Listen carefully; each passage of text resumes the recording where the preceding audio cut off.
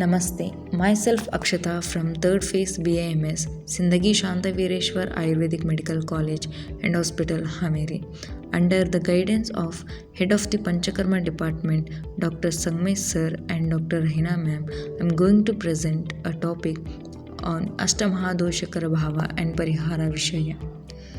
Introduction. In Ayurveda text, Acharyas has described Ashtamahadosha Bhava, which should be avoided by patient during and after Panchakarma therapies. Ashtamahadosha Bhava Uchchair Bhasha Ratakshobha Atichankramanasane Ajirna Ahita Bhojana Divaswapna Samaitunam.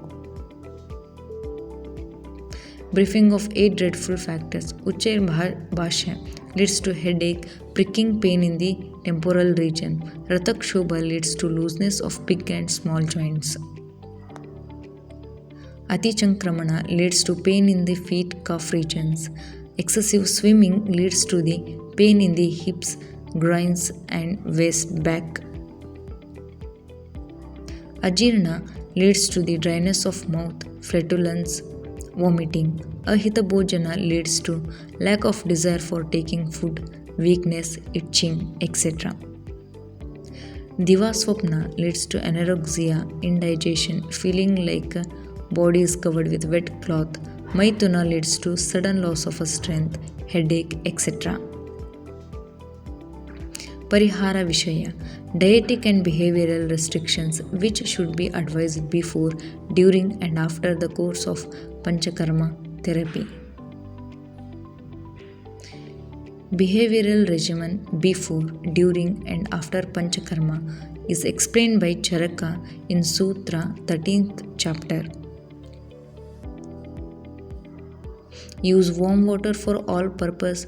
Observe abstinence. Sleep only at night. Do not suppress the urge to pass feces, urine, flatus, etc. Parihara Kala.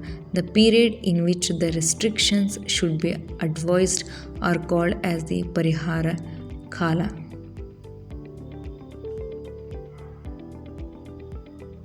We should follow the restrictions after Sneha Pana, Lagu Bhojana up to 7 days, after Rakta Mokshana 1 month, etc.